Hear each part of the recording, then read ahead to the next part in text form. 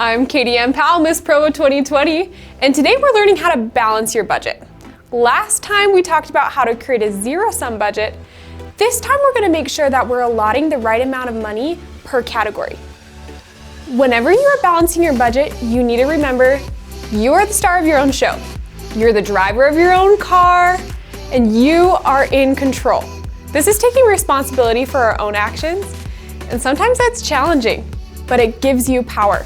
So just remember, you got this, you are in control.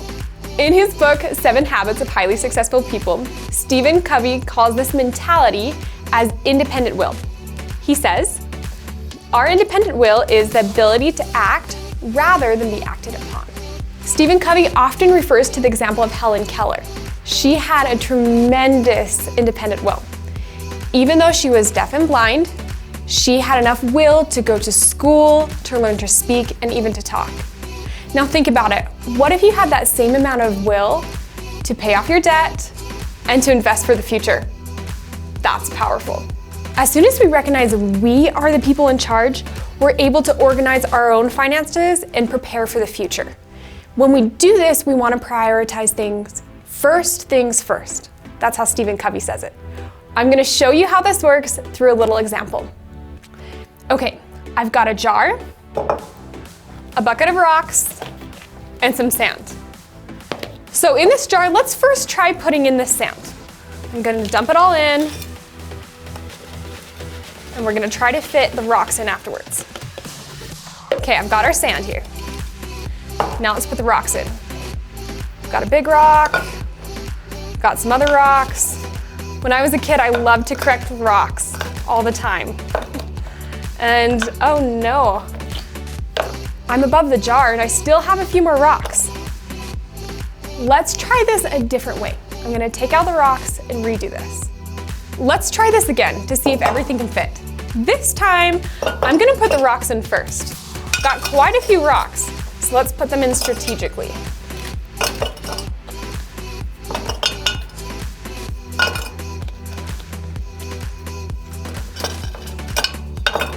So it looks like all my rocks fit in without going over. But the thing is, I haven't added the sand. So let's try. I'm gonna add in little bits and shake it to make sure it's going in the cracks.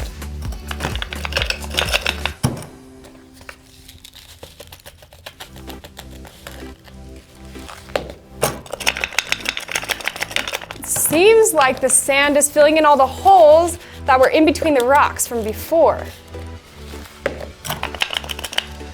It might actually fit.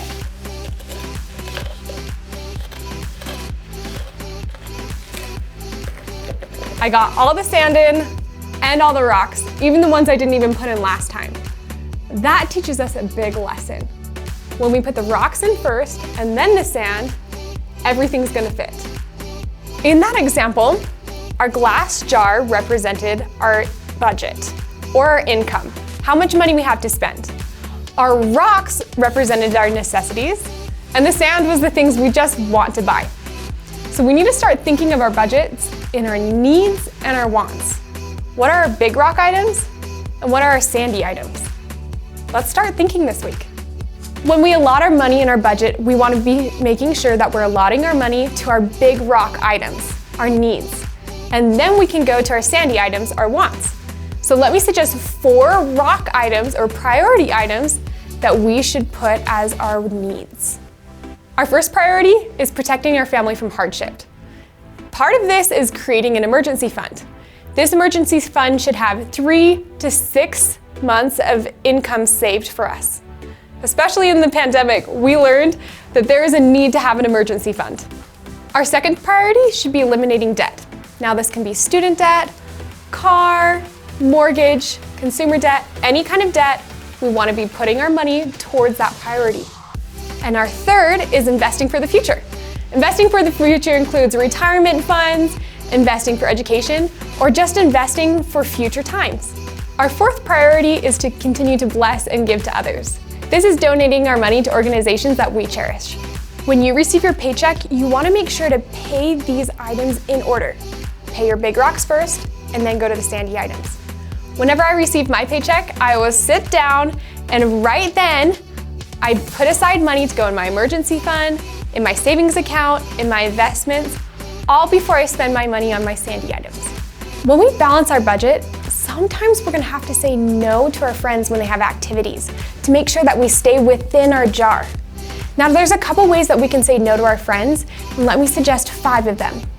These 5 suggestions come from Money Crasher's blog. And the 5 are, 1, be honest with yourself. If we're just honest with ourselves with how much money we have and how much we've already spent, that's already enough to notice that we don't have the money to go out to another activity. Just be honest. Number 2 is suggest a different time. Schedule the same activity, but in a month when you can plan it into your budget. That's easy. 3, be gentle. Let your friends know it's not you, it's me, so they know that your friendship can continue. 4, go small. Rather than going out to a restaurant or activity, do a potluck from your fridge. There's a lot of activities that are free of charge. 5, simply say no. Sometimes you don't even need to explain yourself. Just say no. This week, I invite you to think about what are your big rock items and what are your sandy items. Write them down and plan it into your budget. If you're a parent, show the rock and sand example at home to your kids. This is a great way to teach your kids financial priorities. Let them think of their needs and their wants. Once we become the masters of prioritizing our money, we can become the masters of anything in our lives. This principle of the rocks and the sand can transfer over to time management, to our resources, to anything in our lives. You're becoming the hero of your own story. You're well on your way to becoming the financial guru. Next time, we're going to talk about how to maintain your budget from month to month. See you next time.